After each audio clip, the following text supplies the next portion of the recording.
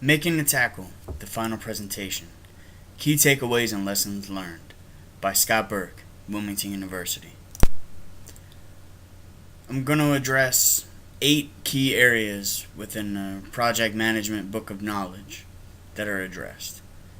First, we have the scope, and then I'm going to talk a little bit about stakeholder management, my project charter, communications management on the project, time and cost management, risk management, integration management, and finally the outcome of my project. First, we'll talk about scope. What was supposed to happen? So if everything worked correctly, I was supposed to stay in scope, which was to research the USA Football and the Heads Up Initiative websites and literature and review them for best practices. And I was supposed to use training materials, PowerPoint and or a training video, and use that to make a compilation of the identified best practices.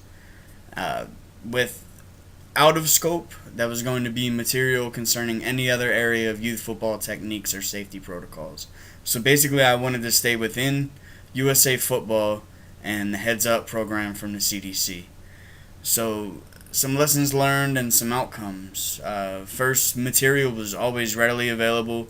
The internet made it very easy for me to research this, but a downside to that is it made it very easy to stray outside the scope of the project, because one thing that I was happy about was I limited myself to those 2 sources of material.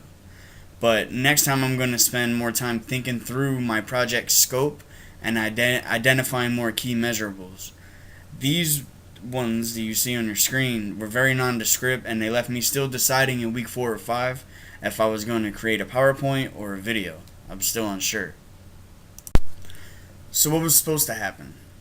I was supposed to consider all the players, coaches, parents, community members, course staff, advanced level coaches, and medical staff at the high school, NCAA, and NFL levels. Some of my lessons learned was I placed too much emphasis on the upper level coach involvement. This is obviously not going to get to the NFL level yet, and the goal of my project is to change the culture of football at a youth level. So eventually it was going to impact the upper level coaches, but to be honest, it probably didn't need to even be considered within this project. On the other hand, I placed too little emphasis on the community members. They carry a lot more weight than I originally thought after getting out there and talking to everyone. They really have more emphasis on the project than I originally realized. So the bottom line to this is next time I need to pay more attention to the stakeholder register. And this is a sample of my stakeholder register. Everyone filled one of these out, so I'm sure you all have an idea of what it is. But basically, when I laid everything out, I just put the community members as a possible supporter. But to be honest, there's so much more than that, because they're the ones that come out to the games. They're the ones that can truly drive change along with the parents, coaches, and players. So I considered them a little bit more of an external stakeholder. But to be honest, they're pretty key to everything that I'm trying to get done here. So I should have placed a little bit more emphasis on the community members. Next is the project charter.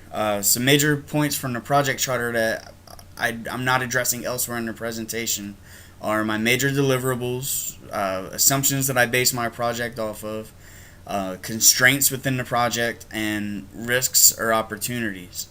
So the major deliverable to this project is a training course that's easy to learn, easy to teach, and easy to use. The primary methods of instructions will be a PowerPoint and possibly take-home brochures, which I had to do a scope change because I didn't have the time. Some assumptions that I was basing this off of is identified stakeholders want football to be safer, that stakeholders are willing to put player safety above winning, and some constraints with that are participation. So the course is not going to be mandatory for all stakeholders, and a time frame. Youth football season begins in just a few short weeks. Some risk along with this is that course participation is low since it's not mandatory. And to be honest, I'm kind of fearful that the training course is just going to be ineffective. The PowerPoint alone is not going to be what drives the change. I'll talk about it a little bit later, but I want to integrate this into an entire program for the youth football team that I coach. Some opportunities are to make the game safer for incoming generations of football players and to positively impact the safety and culture of the game without removing the physicality.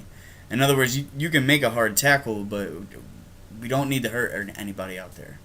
So, some lessons that I took away from this is identifying the risks and opportunities in the beginning.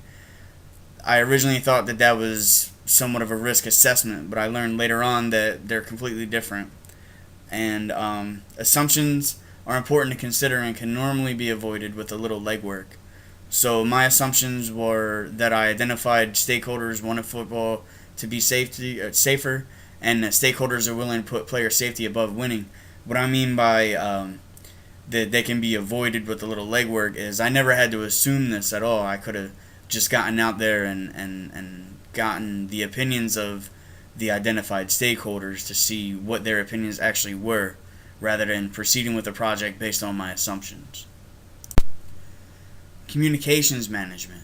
What was supposed to happen? Reports included weekly status updates. My presentations included my rough and final drafts.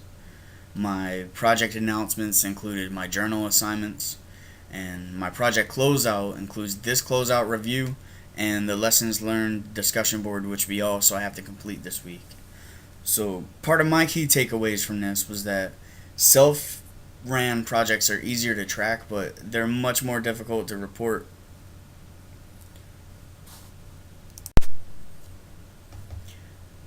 You can see here in my communication plan, it was a little difficult for me to manage, like I was talking about on the slide before. I know it seems like it would be easy because you could see along the right hand side there, the second column from the right, second column from the end, that basically the only person involved in this project was me. So to be honest, that kind of made it a little bit difficult to communicate because there were so many times that I just put things off because I can just get to that later. To be honest, I think that having more people on the team would actually probably drive me a little bit better, and I'll get into that a little bit later. Which leads me to time cost management. What was supposed to happen? Well, time and cost for this project went hand in hand since there was no actual budget, but time does cost money. All my additional materials were already acquired. I already had my computer, I had the PowerPoint software, I had internet connection, I had all that good stuff. And the only thing that really cost me anything in this was my time. So some lessons learned there is, like I said on the last slide, it's difficult for me personally to stay on task without others relying on my inputs. So now that I know that, I'm going to use that in future projects. And this project, although low on the cost end of the spectrum, was very expensive. Altogether, it was probably about 30 or 40 hours that I spent on producing it. And at $20 an hour, that's about $600 to $800. So it wasn't very cheap on the labor end.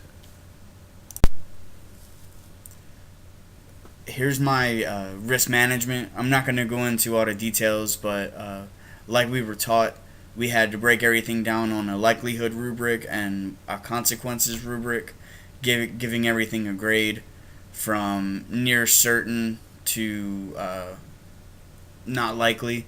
And then on the scale of consequences, everything went from minimal or no impact to something that could basically completely end your project. So for my risk assessment, the number one risk that I had was that delays in one task could lead to a domino effect of missed deadlines associated with Plan WBS. So I took a mitigate approach to this risk, and the schedule was provided by the instructor and individual project schedule maintained by the student. I ran into problems here because the instructor can tell you I was late with some of the assignments because it was completely driven by me. So again, I almost wish that there was more people involved in this because I tend to be a little bit more on time when others are relying on me. And I'm not going to go through all the risks, but basically I took a mitigating approach to everything except for the last two risks because they were so low. So you can see in the approach column there's AC and T. AC was a set accept, and that's for number 5, and T was to transfer for number 6. So I accepted the risk that if the class is successful, injuries are reduced and participation grows. The game remains physical and all the stuff I talked about before. So I accepted that because it was a positive risk. For the next one, number 6, I transferred the risk because the risk of lawsuits from parents of children are injured. So to transfer that, the Youth Football League all has insurance, and the parents have to sign participation waivers before the season begins. So that risk was transferred to another party. Integration management for the Youth Football Tackling Class project. This was a very small scale project, so there was little integration to consider, meaning that there weren't many trade-offs that had to be made concerning resource allocation. It was pretty cut and dry, everything was laid out, and nothing was extremely difficult for someone to complete. However, one thing that I did take away is the small struggles that I was having in this project would only be exponentially bigger in larger projects, and that this is a vital component of project management book of knowledge. And another thing, I alluded to this earlier, but this project will be integrated and used as a part of a WBS for a larger project to actually present and use the material that I discussed in this project for the upcoming football season. So I actually plan to take this class that I didn't develop. I pretty much took USA Football's material, but I put it in a way that's a little bit easier for the kids to understand, and I plan on presenting that to the kids on my own team. So that leads me to my final outcome. What was supposed to happen? Well, the acceptance criteria from the project charter called for it to be easy to learn, easy to teach, and easy to use. And I believe that I've met all of these criteria for this particular project. Some lessons learned. First, scope creep is real. I can't tell you how many times that I would read something online and want to put it in to the project, but you really have to stay on task and stay within the confines of your scope. Otherwise, you're going to end up with a project that was completely unintended, and it becomes this giant monstrosity that's almost impossible to manage. So I definitely learned that I need to keep track of my scope and stay on task. And that goes along with monitoring and controlling your project work. That's also key. Like I said, I fell behind a few times during the course of the class. So monitoring and controlling that is really important. And the final thing is small projects are not necessarily easy projects. I'm not going to harp on it again, but especially when there's only one team member, that really made it difficult for me. Thank you guys. I hope you enjoyed my final presentation, and I wish you all the best of luck in your next classes. Thank you.